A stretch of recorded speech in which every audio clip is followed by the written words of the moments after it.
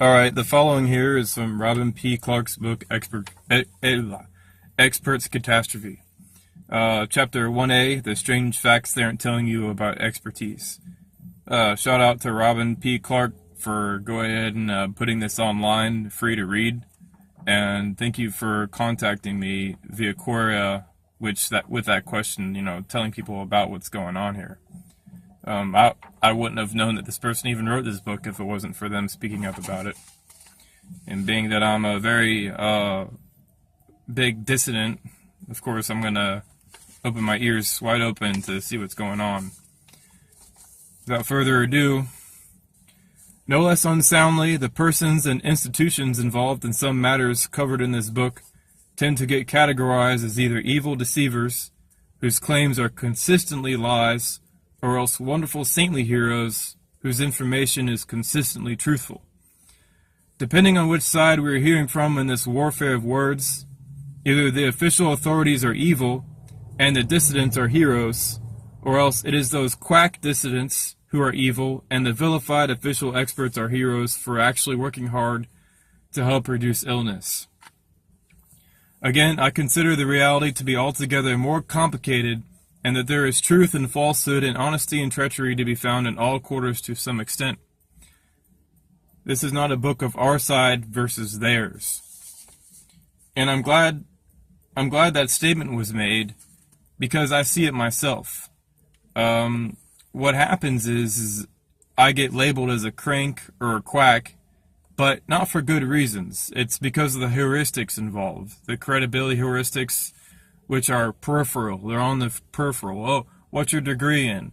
Is it in this? Well, you couldn't possibly understand what you're talking about, and they automatically shut down all types of arguments that I could make that actually are sound, without any further thought. So that natural, instinctual us versus them is inside of people's minds long before they even analyze their arguments being made. And it's actually best for people not to classify things as us versus them, because the problems are very, very complex. And the complexity of it is inside of a simple realization that star evolution is planet formation. It's easy to see. If you're raised as a child to believe that the sun is a star and the earth is a planet, Jupiter is a planet, you automatically take both ideas and you solidify them in your brain.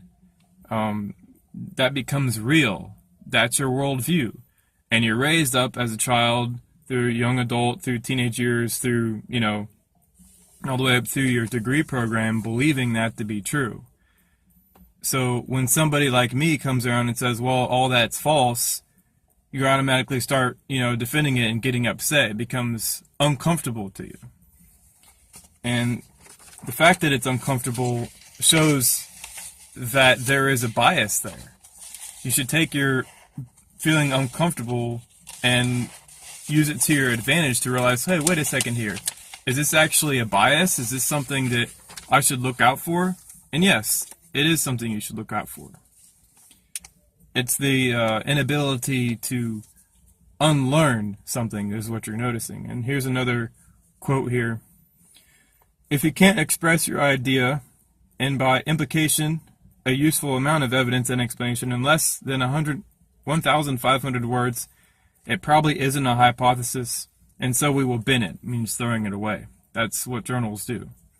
And note that you have just read the 4,108th word in this book, and chapter 2 is approximately 12,600 words, and chapter 7 is approximately 18,000 words.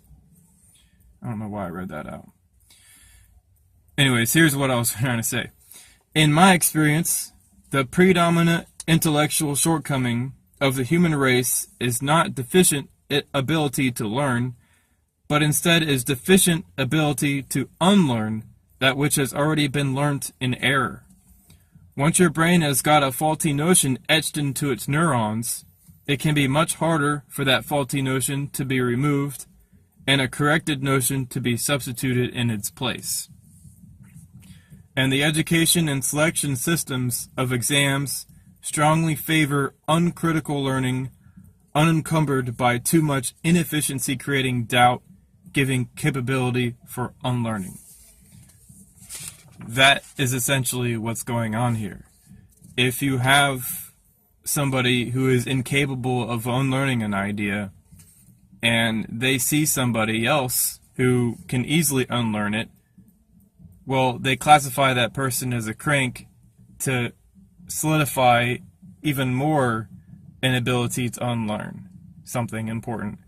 And it's so strong, that inability to unlearn something, it's crazy. I didn't even know, like, it's wild, because I made a discovery, yet that wasn't the only discovery, okay? It was discovery about this, discovery about this, discovery about this. I originally thought that researchers who work on stuff are creative, are clear thinking, are unbiased. Yet the whole system, and that's what it goes over here, the whole system is designed to weed those types of people out as they go through their educational routines. And it all starts from the very beginning, when you learn that planets and stars are mutually exclusive. So it starts off with that, and then you go through college, and then you learn all these theories that try to keep those objects separate. And then before you know it, you have an entire worldview that if you were to unlearn even one aspect of it, and that aspect being that planets are evolved stars, then everything you've known in those degree programs is up for question. So not only is it an unlearning a simple idea, it's unlearning everything that was based off that erroneous idea. So literally, the researchers that we see in universities, there's no hope for them. But it's not that they're being evil and they're trying to keep other people in the dark. They're keeping themselves in the dark. They have a bias that they can't see themselves. And that is the problem with research and science these days, is because there are biases that are present, and these researchers, they can't see them. And not only can they not see them, but if they were to see their bias, it would be too hard to unlearn that bias, because all the information that they were raised up to believe is based on that falsehood. So it's a fucking huge mess, and I have no idea how to fix it. I guess what I'm gonna have to do is just get all this idea out there. And you know, when I see people like Stephen Crothers, you know, arguing with others online about black holes and Big Bang and stuff, I have to remember this specific idea is he's trying to force them to unlearn something. And I'm like, Mr. Crothers, you're not going to be able to do that, because everything that they've known to be true is based off of their presumptions, the wrong information learned. You can't argue someone into unlearning something. If anything, he's pushing them further and further into their corner, and they're going to defend it even more staunchly, and they're going to get even more vicious. The only way to really change things is to replace it, to go ahead and build up a new model of reality that people adopt and they can use and work with. And then newer generations come up to realize that, oh, there was false information here. Let's not learn the false information. And then that problem, it never occurs. The unlearning process never occurs.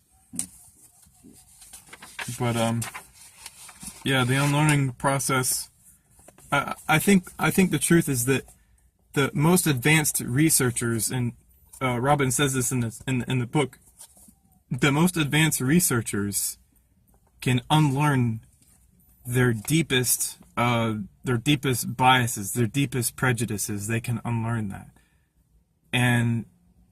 But that type of behavior, that type of skill is weeded out of them because of the way they're trained to, parrot information, and to get that information as if they're drinking from a fire hose. Like in electrical engineering, when you go to school for electrical engineering, they throw information at you so fucking hard, and picture like a dude like taking a fire hose and trying to drink from it. All the information's going that way. You're not going to be able to drink from that fire hose. It's impossible. But that's what they do to astrophysics researchers. But instead of trying to drink from a fire hose, what they should have done is realize that that fire hose is just full of fucking false information. You got to start over again. And the most researchers, they can't start over again. It's too late. All right, I think I made this talk long enough. Thank you, Robin, for writing this book, and I'll go ahead and send you an email stating that excellent work. All right, I can tell I'm thinking too much because I start stuttering a lot. All right, y'all later.